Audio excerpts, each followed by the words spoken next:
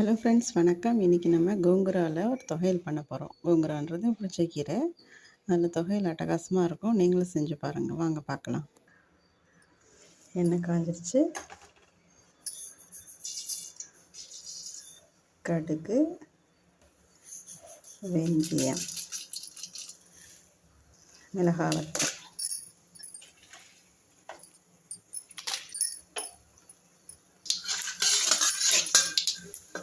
கடுகு பிடிச்சதை எடுத்து வச்சுக்கலாம். அந்த எண்ணெயிலேயே கீரையை வதக்கணும். கீரையில் இருக்கிற தண்ணியெலாம் போக நல்லா சூடாக வதக்கணும். கீரையை நல்லா வதக்கினாலும் இந்த கடுகு, வெந்தயம், மிளகா, உப்பு, புளியோட கீரையை சேர்த்து அரைச்சிட்டோம்னா கோங்குரா தொகையல் ரெடி. பெருங்காயம் சேர்த்துக்கலாம். கீரையும் வதக்கி ஆற வச்சு இதோடு அரைச்சிடணும். கோங்குரா தொகையல் ரெடி.